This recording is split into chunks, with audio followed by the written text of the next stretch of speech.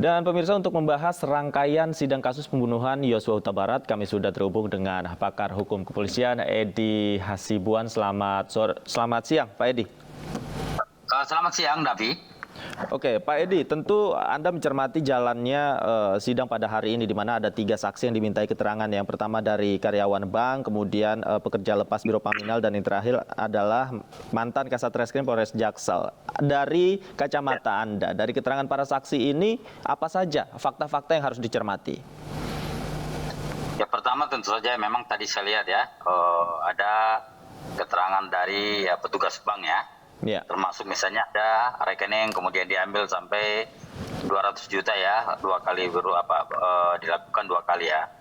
Kemudian tentu saja memang itu juga saya kira menjadi fokus ya. Walaupun kita tahu kemarin disampaikan bahwa uang itu adalah untuk keperluan rumah tangga ya, Ferdy Sambo ya. Tapi juga apakah memang dimungkinkan kalau misalnya itu adalah nomor rekening Joshua kemudian diambil oleh Ricky orang lain, apakah itu dimungkinkan ya? Saya kira ini perlu pendalaman lebih lanjut ya. Harusnya memang kalau memang itu bukan rekening dia, tapi tidak boleh harus diambil orang lain ya, kira-kira. Ya paling tidak harusnya kan keluarga mungkin ya, atau kuasa hukumnya ya. Kenapa? Karena memang berada di dalam rekening korban yang bersangkutan ya.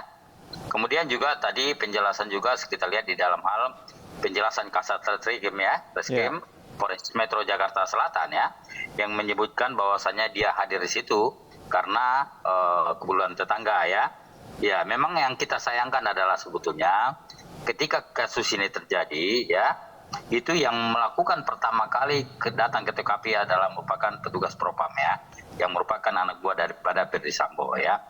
Sebetulnya secara aturan itu tidak boleh ya, karena yang punya kewenangan untuk itu adalah penyidik dari Polres Metro Jakarta Selatan. Ya, tidak boleh ada orang yang merusak TKP, tidak boleh ada orang yang memasuki TKP ya, karena memang yang paling sesuai undang-undang, sesuai aturan ya, yang memiliki kewenangan untuk masuk ke TKP itu adalah penyidik yang ditunjuk oleh negara ya. Dalam hal ini adalah merupakan Kasat Reskrim Polres Metro Jakarta Selatan. Nah, mungkin juga Kapolresnya datang ke sana ya, meninjau ya. Saya kira adalah para penyidik yang diberikan kewenangan oleh undang-undang. Oke, tadi juga keterangan Ridwan Soplanit mengatakan sebenarnya sudah menyampaikan kepada pihak-pihak yang di luar kepentingan untuk meninggalkan pada saat proses olah TKP. Namun ada satu disebutkan nama tadi, Kombes Susanto, yang juga menyita senjata dari Barada Eliezer pada saat proses olah TKP akan dilakukan. Apakah ini juga salah satu hal yang menyalahi prosedur, Pak Edi?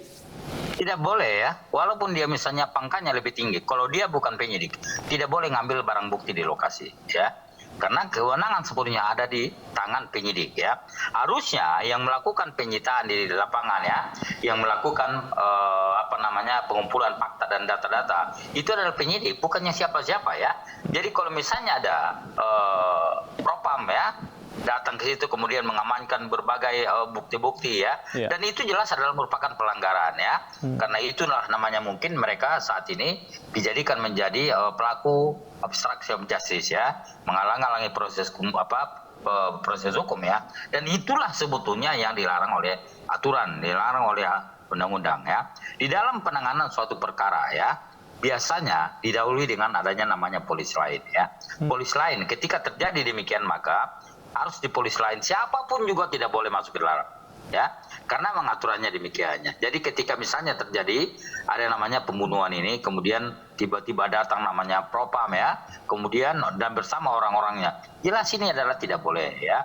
Ini adalah merupakan pelanggaran aturan, pelanggaran hukum ya, apalagi sampai merubah TKP, kemudian apalagi sampai mengamankan ya, yang bukan kewenangannya kemudian dia lakukan ya. Saya kira memang itu jelas adalah merupakan bentuk pelanggaran hukum ya. Tapi harusnya juga kalau kita lihat ya, Kasat Reskrim juga harusnya sadar ya, itu kan kewenangan dia, kenapa tidak melakukan pengumpulan fakta-fakta dan juga ya bergerak untuk menelpon ya anggotanya, anak buahnya ya.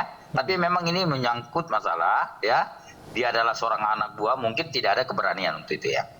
Oke, jadi sebenarnya apa yang dilakukan pada saat itu maupun itu dilakukan oleh Biro Provos juga salah ya, Biro Paminal dan Tidak juga. boleh, ya. Oke. Tidak boleh karena aturannya ada penyidik yang ditunjuk oleh negara ya. Dalam hal ini dilihat daripada kewilayahan, maka yang punya kewenangan itu adalah Kasat Reskrim Polres Jakarta Selatan. Harusnya dia harusnya kan memiliki kewenangan itu. Kenapa dia tidak berani ya? Makanya apa yang dilakukan sekarang ini terhadap Kasat Reskrim kan merupakan pelanggaran etik ya.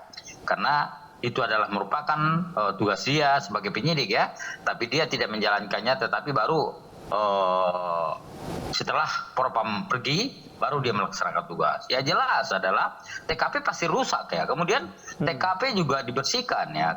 Lalu ada juga CCTV yang dilanggar ya. Ini tentu merupakan bentuk pelanggaran hukum ya. Oke, baik. Saya ingin kembali ke persidangan, Pak Edi. Pak Edi, hari ini yang dipanggil saksi merupakan unsur dari kepolisian sebagian besar. Apa yang coba didalami oleh majelis hakim dengan mendengarkan keterangan-keterangan dari saksi yang hadir hari ini? Ya tentunya memang hakim akan mengambil fakta-fakta ya, bukti-bukti sebanyak-banyaknya ya.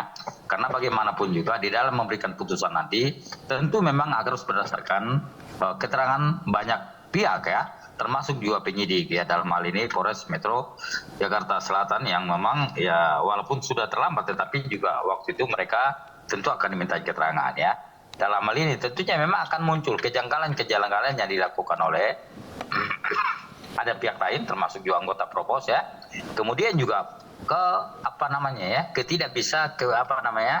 kepada penyidik harusnya memang bisa menjalankan tugas secara profesional ya, tapi tidak bisa menjalankan tugasnya karena tadi ada pimpinan ya, ada mungkin anggota perwira atau tadi kita dengar juga misalnya ada perintah dari Karopaminal ya. Sehingga inilah yang membuat anggota penyidik daripada yang seharusnya memiliki kewenangan untuk itu tetapi tidak bisa menjalankan tugasnya secara maksimal. Tapi sejauh ini keterangan saksi yang Anda cermati sudah berkesesuaian dengan saksi-saksi yang sebelumnya dipanggil oleh majelis hakim? Ya, saya kira sih kalau misalnya lihat daripada pengakuan dari Kasat Reskrim ya, itu yang saya agak ragukan misalnya apakah dia tidak mendengarkan ya, padahal rumahnya bersebelahan ya. Kita, apalah masyarakat saja misalnya ketika mendengarkan ada suara tembakan ya, walaupun dia tidur misalnya, sampai 5 kali ada suara tembakan. Apakah betul ya dia tidak mendengarkan suara tembakannya? Saya kira ini perlu dilakukan pendalaman itu ya. Apa karena dia takut datang ke lokasi karena ini rumah Kadif Propam, atau karena memang mungkin karena tidak boleh masuk ke lokasi itu ya. Saya tidak tahu persis, tapi saya kira jika memang itu rumahnya bersebelahan, rasa-rasanya ada suara tembakan, ada suara rame misalnya, sampai 5 kali tembakan ya, kemudian tidak sadar ya, tidak tahu ya. Saya kira ini perlu didalami soal ini oleh hakim. Baik, tapi secara prosedur apa yang dilakukan oleh AKBP Ridwan Soplanit menurut Anda seperti apa? Ketika sudah mendapatkan fakta, mendatangi rumah Ferdy Sambo, melihat korban sudah tertelungkup, kemudian yang pertama kali ia lakukan adalah melapor kepada atasannya langsung, dalam hal ini Kapolres Jakarta Selatan. Apakah hal ini sudah sesuai? Harusnya sesuai kewenangan yang dimiliki sama dia ya. Ketika misalnya dia mendapatkan informasi kemudian dikasih tahu ya, tidak boleh ada yang masuk ke lokasi, termasuk Propam tadi ya. Tapi kan kenyataannya kan adalah Propam dulu bekerja, kemudian mengurus lokasi, mengamankan lokasi, baru penyidik boleh ke lokasi ya. Ini kan tidak boleh sebetulnya, karena memang aturannya memang harus penyidik dulu, baru kalau Propam ya. Namun karena memang ada misi lain di sini, ada motif kejahatan di sini, termasuk untuk menghilangkan barang bukti, termasuk untuk mempersulit penyidikan ya, maka Propam tadi tidak mengizinkan penyidik dari Polres Jakarta Selatan untuk masuk ke lokasi ya. Tentu ini tidak dibenarkan ya secara undang-undang, dan apa yang mereka lakukan itu adalah salah ya. Itu bukan menjadi tugas Propam ya. Tugas Propam tugas Paminal adalah itu kan melakukan pengawasan terhadap kinerja fungsional kinerja Polri ya. Bukan untuk mengamankan lokasi, bukan juga untuk melakukan melakukan identifikasi ya. Biasanya memang sesuai aturan ketika ada terjadi misalnya ada pembunuhan, ada kejadian-kejadian seperti perampokan ya, yang pertama kali datang situ adalah tim identifikasi ya. Saya kira di Polres Metro Jakarta Selatan itu ada namanya tim identifikasi ya. Kemudian disusul oleh Kasat Reskrim datang ya. Kemudian para penyidik lain datang yang piket ya. Kemudian dilakukanlah pencarian data-data, pencarian fakta-fakta ya. Dan itu jenazah atau mayat ya tidak boleh dibawa ya. Tidak boleh diutak-atik ini jenazah ya. Karena kenapa? Karena sebelum tim identifikasi datang, maka atau dilakukan pemeriksaan, tidak boleh jenazah diamankan, tidak boleh dibawa ya, tidak boleh TKP juga dibersihkan ya, tidak boleh CCTV dihilangkan, tidak boleh ya. Karena berarti kalau misalnya ada yang upaya-upaya untuk itu berarti memang ada niat ada upaya untuk menghilangkan barang bukti, ada upaya yang perbuatan-perbuatan yang melanggar hukum di sini. Oke. Saya ingin kembali ke persidangan. Salah satu saksi yang dipanggil juga hari ini adalah karyawan Bank BNI, di mana dia mengetahui transaksi ratusan juta yang ditransfer dari rekening Joshua ke Ricky Rizal. Nah, apakah polisi jika memiliki kewenangan bisa memerintahkan atau mentransfer sejumlah uang dari rekening yang pemiliknya sudah meninggal dunia ke rekening orang lain? Sebenarnya aturannya memungkinkan hal itu terjadi, Pak Edi? Saya kira tidak boleh ya. Itu adalah merupakan bentuk ya. Jika misalnya saja ada keluarganya, bisa saja saya kira itu melaporkan pencurian ya, atau misalnya mengambil uang secara tidak karena bagaimanapun juga ada uang di dalam rekening korban. Itu kan berarti itu adalah milik dia ya. Kita tidak tahu apakah memang itu saya tidak tahu persis bagaimana uang bisa diambil ya. Tapi kalau lihat daripada penjelasan daripada karyawan bank tadi, itu mungkin diambil melalui mobile ya, lewat transaksi elektronik ya mungkin ya, sehingga itu bisa diambil ya. Tapi kalau misalnya dia datang ke bank pasti nggak ada bisa dapat ya. Tapi yang jadi masalah adalah itu kan punya Joshua ya, korban ya. Yang tahu itu kan PIN-nya kan Joshua juga ya, korban juga ya. Tapi kenapa kok Ricky Rizal tahu misalnya itu nomor rekeningnya nomor PIN-nya ya. Kenapa dia bisa tahu ya? Saya kira ini juga perlu didalami soal ini ya. Bagaimana mungkin dia tahu? Sementara selama ini adalah yang megang rekening itu, ATM itu mungkin, atau mungkin yang megang ini adalah korban sendiri ya. Tidak hanya sebenarnya siapa yang mentransfer hal itu, tapi juga apakah uang itu apakah saat ini masih ada di tangan Ricky Rizal, di rekening Ricky Rizal, atau di mana uang itu? Apakah ini juga patut didalami? Ya, saya kira ini nanti akan menjadi tugas dari kepolisian ya, untuk melakukan pendalaman. Ya, dari mana saya kira polisi pasti sudah tahu ini misalnya. Dari mana sumbernya, siapa yang mengirim ya, kemudian siapa yang ngambil ya, saya kira sudah tahu ya soal ini ya. Karena memang bagaimanapun juga kan pasti ya, kepolisian di dalam melakukan pengusutan, penyelidikan ya, sampai ke bank. Ya, mereka diberikan kewenangan untuk itu ya. Siapa yang mengambil, kemudian siapa yang ke rekening siapa dipindahkan ya, atau mungkin siapa saja yang mengirim. Bank kan pasti tahu ya, pasti akan juga memberikan informasi ini juga kepada kepolisian ya. Oke, Pak Ede, jika kita mengikuti jalannya persidangan dari awal hingga hari ini kan beberapa kali majelis hakim menggabungkan saksi yang dihadirkan dalam ruang sidang. Kemudian ada yang sampai 5 sampai 6 orang juga diminta keterangan secara bersamaan. Namun pada hari ini kita lihat 3 orang terpisah dari jumlah yang lebih banyak, yaitu 6 orang. Apakah Anda melihatnya ini merupakan salah satu strategi dari majelis hakim atau ada alasan lain seperti apa?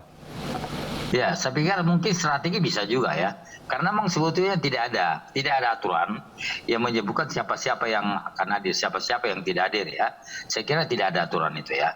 Tentunya memang dengan harapkan misalnya dengan adanya ketiga saksi tadi, mungkin saja nanti ada saksi yang lain mengungkapkan, kemudian dibantah oleh saksi lainnya misalnya seperti itu ya. Saya kira ini juga mungkin bagian daripada strategi daripada hakim ya, di dalam hal mengungkap kebenaran dalam kasus ini ya. Oke, kalau dari kacamata Anda sendiri, apakah ada catatan-catatan yang perlu dievaluasi dari jalannya persidangan selama ini? Ya, memang kalau kita lihat ya dalam persidangan ini ya, memang banyak sekali sebetulnya yang masih misteri ya terhadap kita semua ya. Termasuk juga tadi masalah uang dalam rekening ya, kemudian siapa yang megang sekarang, uang 200 juta itu untuk apa ya. Kemarin memang sempat dijelaskan bahwasanya itu adalah untuk pembayaran PLN dan sebagainya ya. Tapi kan itu baru pengakuannya. Tentu saja kemudian juga harus kita tahu siapa yang mengirimkan, yang memberikan uang itu kepada dalam rekening Joshua ya. Saya kira ini juga harus dijelaskan ya. Kenapa? Biar paling tidak semakin terang benderang ya. Kemudian lagi masalah Kasat Reskrim ya. Sampai misalnya kalau kita lihat ya, banyak menyampaikan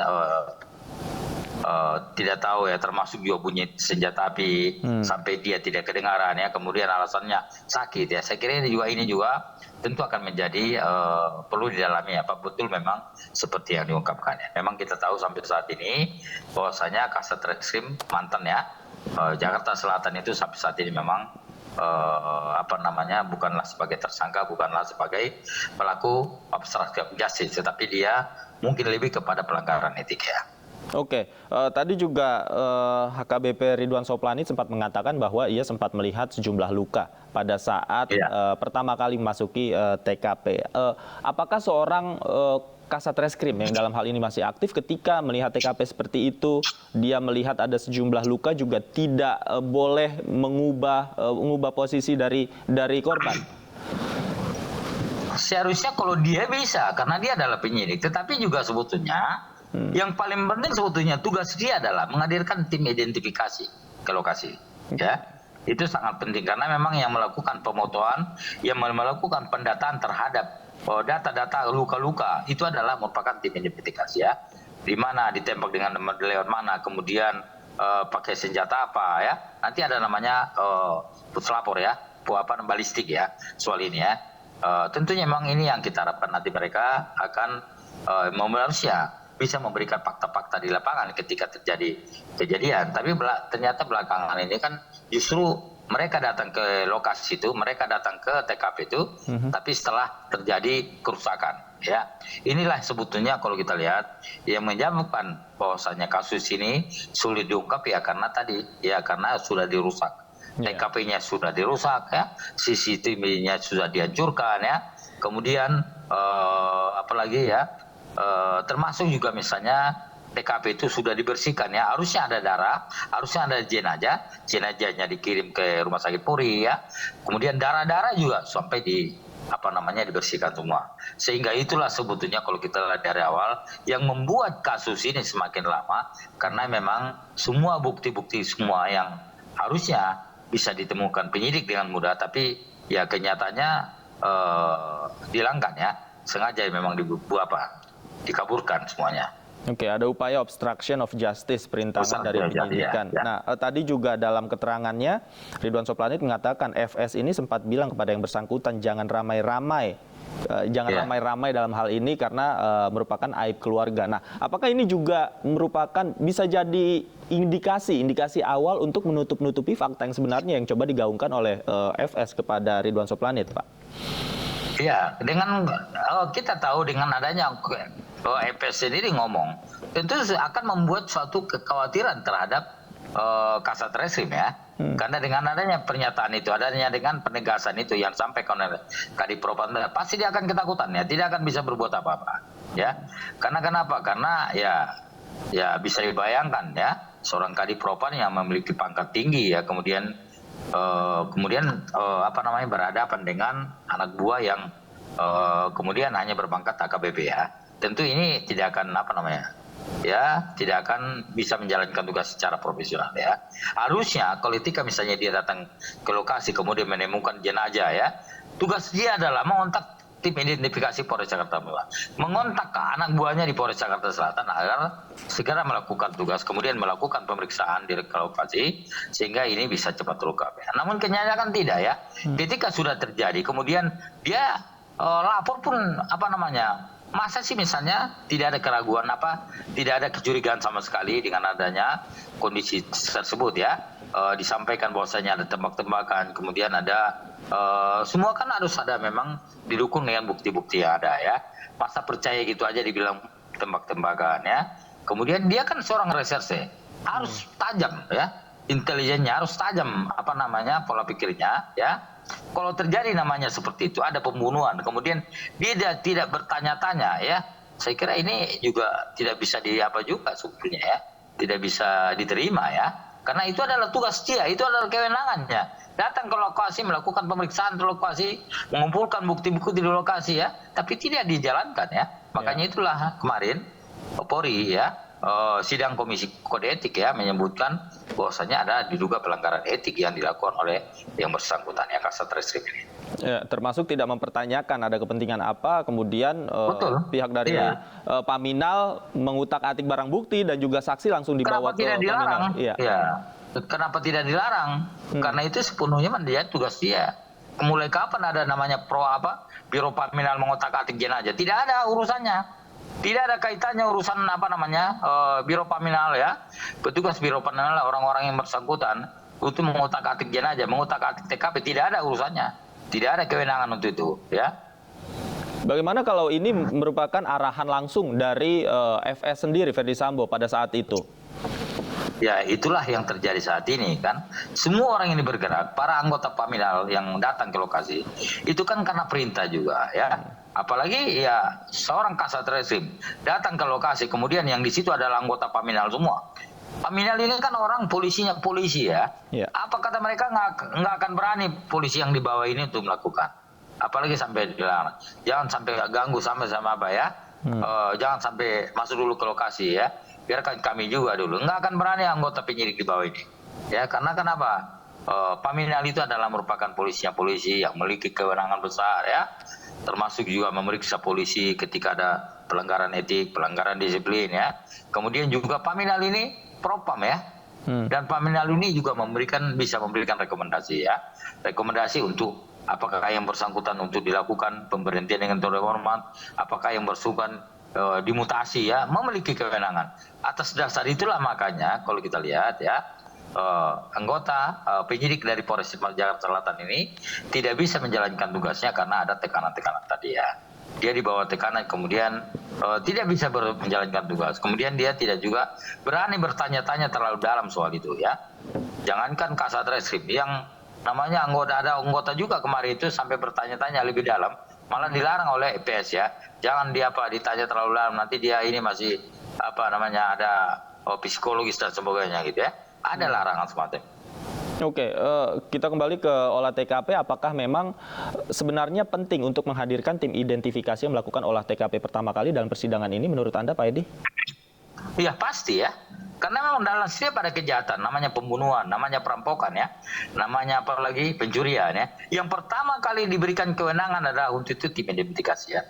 Begitu misalnya ada di wilayah ada perampokan, ada pembunuhan, atau ada maka Polsek biasanya ngubungin Polres, kemudian Polres di dalam SPKT ada piket yang ditunjuk untuk itu, maka dia akan mengajak tim identifikasi untuk datang ke lokasi ya.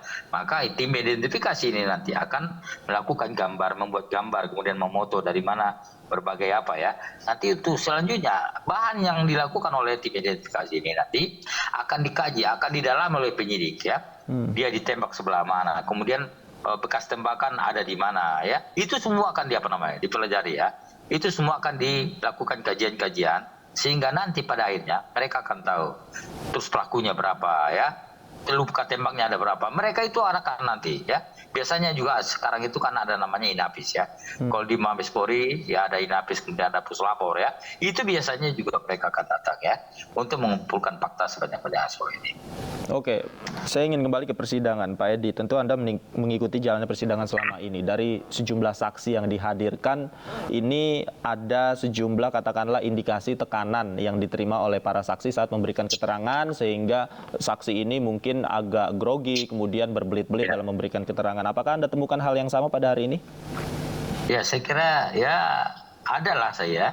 Kenapa? Karena memang bagaimanapun juga pasti ada namanya kekhawatiran ya, pasti ada namanya ya, artinya mereka tidak bisa memberikan kesaksian sesuai dengan apa yang kita harapkan ya.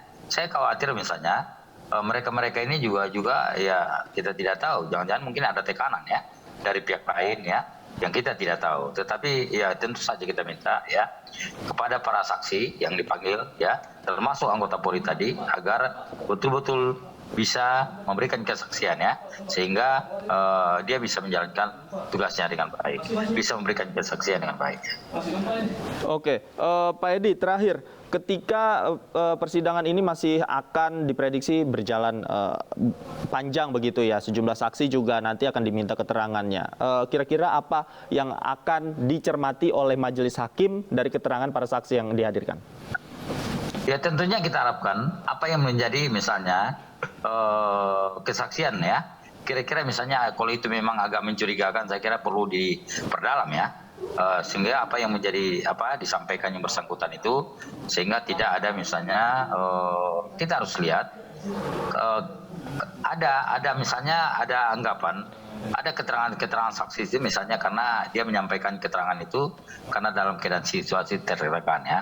Kemudian juga dia memberikan keterangan karena dalam ketakutan ya. Saya kira hal-hal seperti itu perlu dicermati oleh hakim, sehingga nanti kita harapkan semua saksi yang memberikan keterangan bisa memberikan penjelasan yang sebenar-benarnya, kemudian mereka memberikan keterangan sebetul-betulnya ya. Dan kemudian kita juga minta tentunya kepada hakim juga tidak boleh melakukan tekanan-tekanan kepada saksi ya. Saya kira itu juga tidak boleh dilakukan oleh hakimnya. Berikan kepada saksi semua untuk memberikan keterangan yang sebenarnya sepengetahuan dia ya. Kemudian juga mereka juga tidak boleh dalam keadaan tekanan, termasuk keterangan dari luar, tekanan dari luar ya. Kemudian tekanan juga dari hakim ya. Ya kita harapkan tidak terjadi seperti itu. Baik, terima kasih Pak Edi Hasibuan atas waktunya sudah berbagi bersama kami di Breaking News. Terima kasih, selamat siang, sehat selalu Pak Edi.